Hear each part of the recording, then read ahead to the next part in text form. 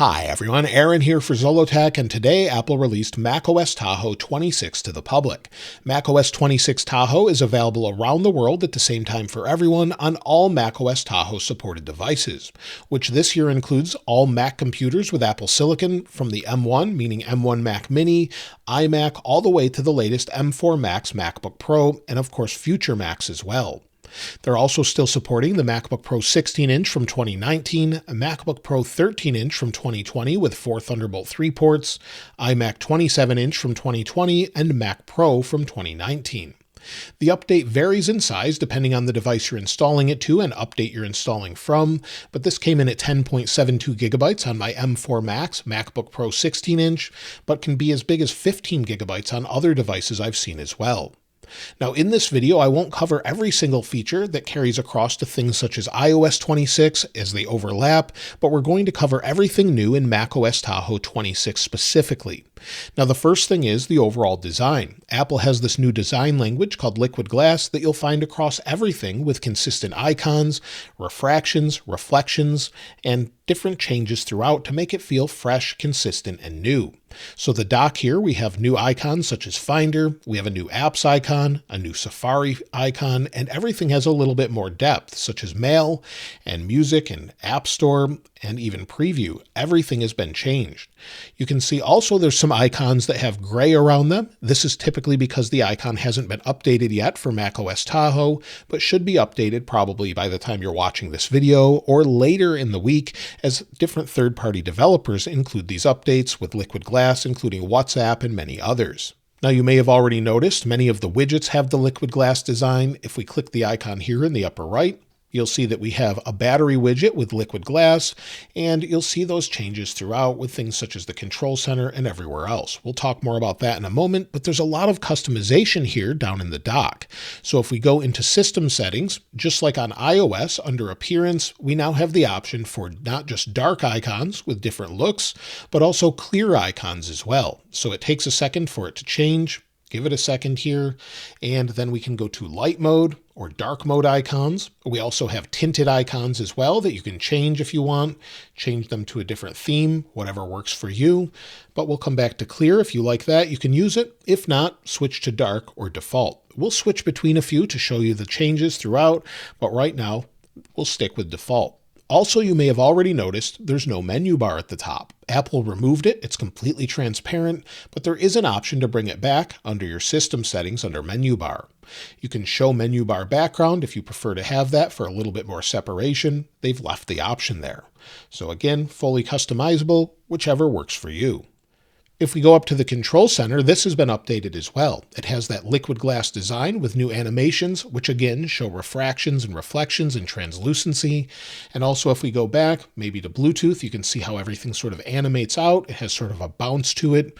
And under things with sliders, such as display, once you click and slide, the icon turns to Liquid Glass. Let go, and it goes back to a white icon. We also have customization here, so if we edit controls, it pops on the screen, and now we have things such as battery. You may have already noticed I have the low power mode icon here for on a MacBook. We also have different options for things such as clock, and everything gets a new design with Liquid Glass, connectivity, desktop, and Finder.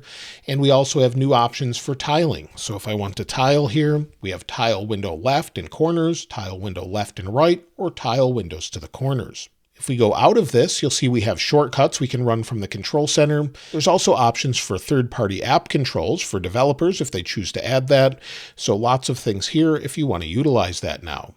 There's also more customization with the lock screen. If we go back into our system settings, scroll down to Wallpaper, and you'll see today's wallpaper. I'll link it in the description below, but you'll see we can show it on all spaces. But now we have clock appearance with 6 different options. So we can change between whatever appearance works for us. So we'll switch back and forth, and then we can adjust the weight of the appearance as well. And it has a Liquid Glass design. So if I lock the display, you can see it in the background with a Liquid Glass design there.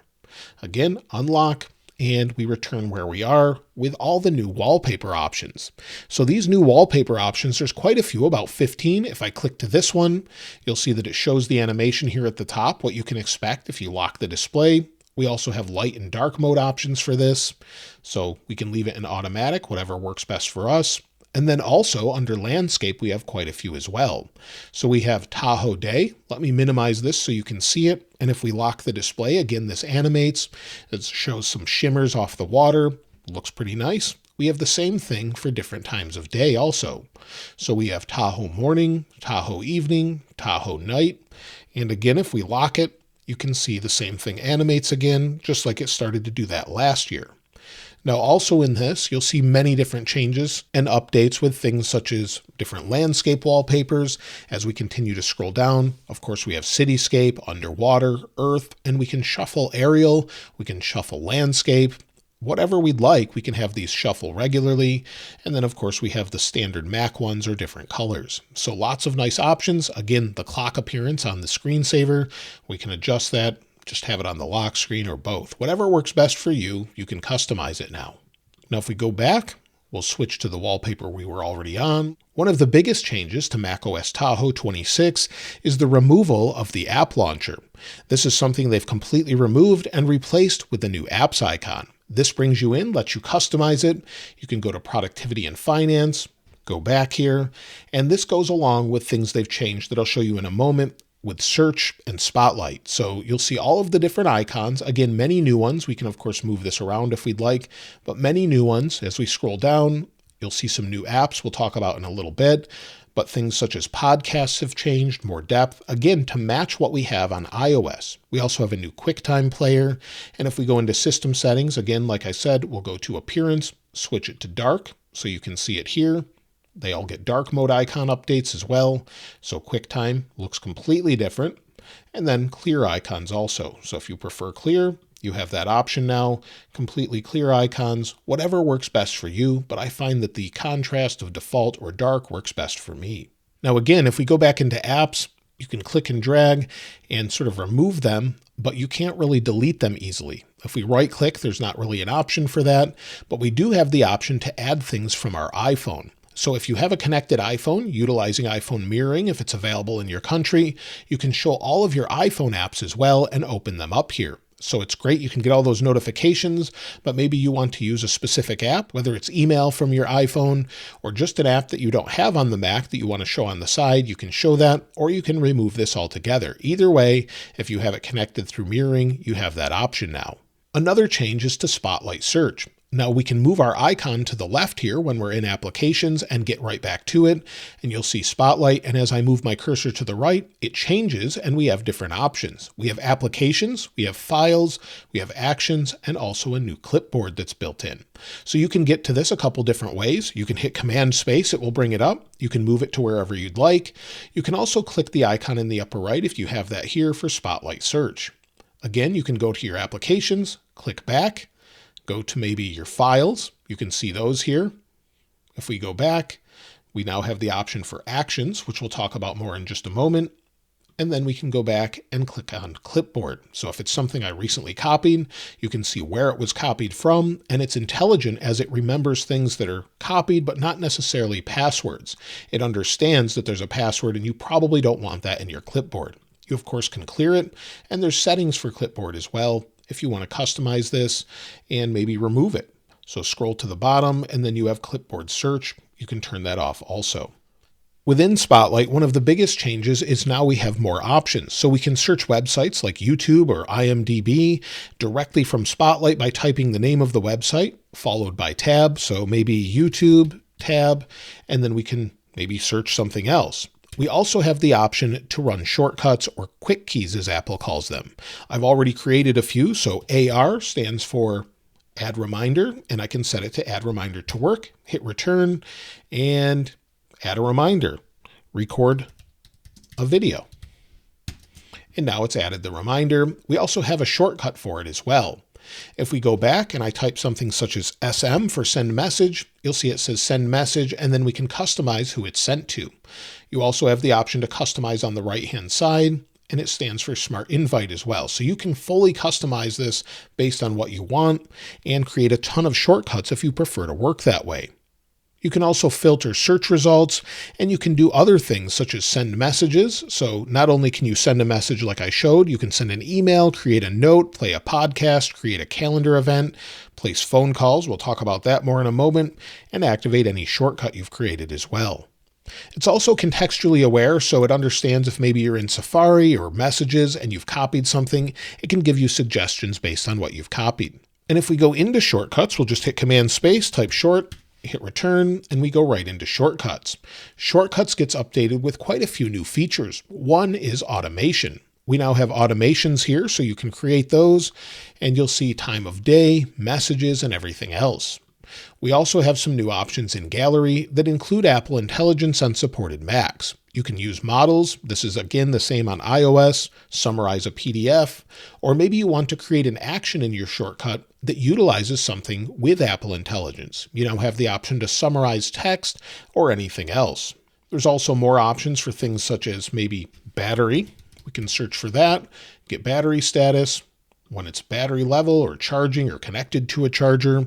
And also you can trigger it with external displays or run shortcuts automatically based on time of day when you connect to specific Wi-Fi and more. So really nice options here, and it really enhances shortcuts on the Mac. Automator is still there if you prefer to use it, but you now have more options here.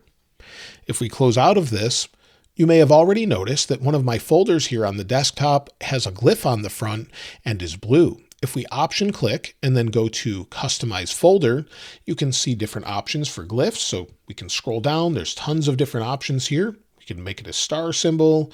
We could make it whatever we want, maybe a check mark, or we can add an emoji as well. So if we want an emoji instead, maybe a little party emoji or a happy face, sad face, whatever works for you, you can change that. And then you can customize the color of it as well, which helps categorize it throughout. So maybe you want to add different things from these different colors, you can do that and customize it however it works best for you for tags. So you can remove all the tags, the blue tag, or whatever works. But if you do add a tag or you tint a folder with a color, it will now automatically tag it with the same color to make it easier to see, organize, and search for your files. Images are also now displayed larger in folders. So if we go into maybe our folders here in Finder, within Downloads, you can see the image if you have that view set, but you'll see the design of Finder is completely different as well. This goes along with the menu at the top and everything else throughout. So there's slight changes all throughout that look a little bit different. Now we also gain live translations on macOS 26 Tahoe. So if we go into Messages, you'll see not only do we have the animated background I set in the iOS 26 video, but we also have the option if we click on the top on the name here, and if you scroll down under Info, you can automatically translate. So you can select Chinese, English from the UK, English from US, French, German, Italian, Japanese, Korean, Portuguese from Brazil, or Spanish from Spain. So if we want French, it will now translate French automatically, or you can just disable that if you'd like. So some nice new options. Again, this carries across not only to Messages, but also FaceTime and the Phone app, just like on the iPhone, but now we have Phone app on the Mac. If we go to Phone, we can find that in our apps or just type Phone, hit return, and open it up. It looks a little bit different than what we have on iOS, but it works the same way. So we have our dialer here, and it does call across from your iPhone. And of course, you have your options for sorting, manage filtering. You have the hold option as well that I showed on the iOS side, and all of the same things when you're using Phone. So you have hold assist, call screening, manage unwanted callers, and everything else. So it's just now on the Mac, making it a little bit easier so you don't have to go back and forth. Another thing is maybe you're logging into a website, getting two-factor authentication codes. This will now work across multiple apps. So instead of just working on Safari, which we'll check out here in a moment, it will now work on things such as Chrome or Google Voice or other third-party apps. So you no longer have to go to Messages or email to search for those third-party two-factor authentication codes. They'll automatically fill in the other apps as well, depending on what you prefer to use. Now in Safari, Safari gets a little bit of an update. It has a new tab design here at the top. Unfortunately, there's no more compact tabs that many people like. But you can see the address bar here. Looks mostly the same, but with sort of the new liquid glass design. As I scroll, you'll see the translucent bar at the top, representing the same design. Maybe we'll learn more about the Watch SE3, and you can see it adapts and changes, again, with that glass design here. If we go into Safari and we go to our settings, you'll see that we no longer have the option for those compact tabs. Hopefully they'll bring that back, as I know many people preferred that, but we also get a new sidebar design as well. So if we click sidebar, you can see it here. So we have the sidebar, and maybe we'll go into our bookmarks. They look a little bit different. So again, they match what we have on iOS. If we close the sidebar, we also have a 50% faster version of Safari this time around with enhanced protection with advanced fingerprinting protection. It used to only work on private browsing, but now it works on regular browsing. So this has been updated. It should be much better, and I prefer to use Safari for most things as it seems to be extremely fast in this version. Also, with that phone app, you can capture your conversations with call recording, and they'll save in notes just like on iOS. Now, we do have another new app on macOS, and if we scroll down here in our applications, you'll see Journal. If we go into Journal, you'll see I have multiple journals on the left-hand side. Just like Apple added with iOS 26, we can now create a new one. So macOS Tahoe, we'll make it the second folder. We can change the color, change the glyph, whatever works for you. You can create a new journal entry. And of course, we have all the new features that go along with that. If we close this, there's also another new application for games. So let's go back into this, move it up here. Let's scroll down, and you'll see we have a new games app. If we go into games, this helps us find games that friends are playing. So it says, welcome to Apple Games. You can continue playing games friends are playing. You also have top arcade games, browse categories, and more. We can go to the arcade, see all of the latest games from Apple. So again, you can categorize them just like you can on iPhone. You can see your friends here. You can see what to play together. So if maybe you can play things or challenge someone. And then also we have our games library. So you'll see that here. When you're playing a game, there's a new game overlay also. So we'll load this game. And now that we're in new game, in the upper right, you'll see my icon here for Game Center. If we click on it, we have a new game overlay showing what we're playing, our achievement possibilities or what we've achieved, leaderboards. Then we also can see what our friends are playing. We have contacts, and then we also have some settings here as well for display, sound, and then controller and game mode. Now the nice thing is this time around we have Metal FX interpolation and denoising, so the games will look smoother. And also you've got a low power mode for games and easier pairing, so you can more easily pair your Apple device to a PlayStation 5 DualSense controller and switch between them here more easily. Apple has added live activities to the Mac using iPhone mirroring. At the top, we have a new icon, whether it's Uber, Uber Eats, or Plane Finder. I put in a random flight from San Francisco to Charlotte. You'll see that it's tracking it as a live activity. We also get our notifications here thanks to iPhone mirroring, and we can open this up and jump right into the app and see more information about it. So it takes a moment to connect. Once it's connected, we see the information.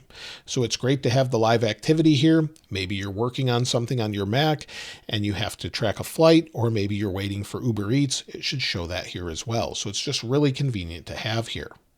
We also have an update in Photos. We get the new liquid glass design with the new menus at the top, new search and everything else. And we also have the new collections option. So we have library, then collections where we can customize this. We can expand and collapse different menus. You can see that here. And we of course have our media types and everything else with all of the different options here. So it's very familiar with what we had already, and we have the pinned collections as well. So you have pinned where you can have favorites, recents, and everything else. So if we go to favorites, you'll see here where it looks just like you would expect with all of the different information. You'll also see that liquid glass design carry across to just about everything, including music here. As I scroll through music, you can see the background change. It was a little choppy there, but you'll see the background change under the play menu.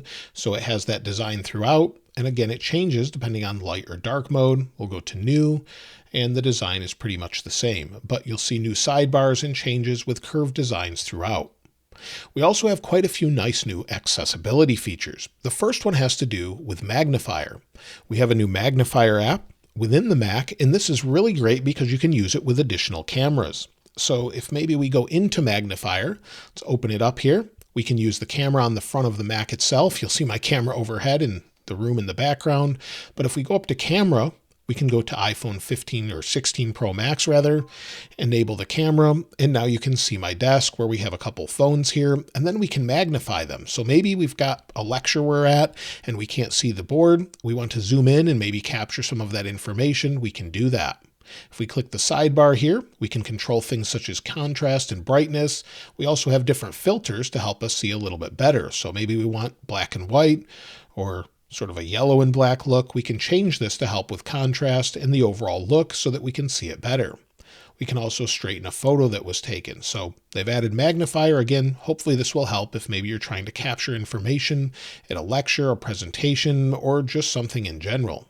Within our system settings, we also have a new option under accessibility, under read and speak for accessibility reader. If we enable this, it helps us read things on our display, make it a little bit clearer. If we go into Safari, for example, maybe we'll go to Apple, then we'll scroll down and learn more about the iPhone Air.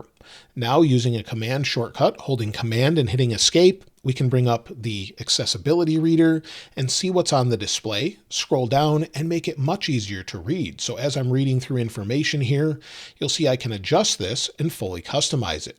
For example, I can change the text color. Maybe it's easier for me to read red on maybe a black background. I can change that, make it a little bit easier to read, or whatever color works best for you. We can also change the system font, making it easier to read. So whatever one works. And of course, pick what works best for you. Let's reset it to default here at the bottom. But of course, we can adjust more things such as the word spacing, the characters, the readable content width. We also have additional options for playback highlight. So this is something that's great. It will even read it to you. So we have the option for it to read here, and it will read through and highlight what it's reading. So you can see that. Back within accessibility, Apple has also added Braille access to create an all-new interface for Braille displays, and there's also vehicle motion cues within Mac as well now. So if you want to use vehicle motion cues on your Mac, maybe you're using it in a vehicle, maybe you're on a bus taking a trip, or in a plane, you now have the option for vehicle motion cues if you want to enable those. So you have regular, dynamic, you can change the color, make large dots, more dots, and the same options that we have on iPhone also. So once it senses movement, it will then actually show those dots on the display.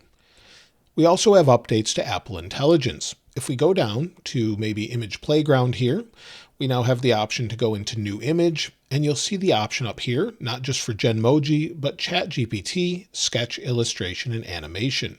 If we go into ChatGPT, we have different styles for it as well, with oil painting, watercolor, print, anime, and vector. And let's try creating something.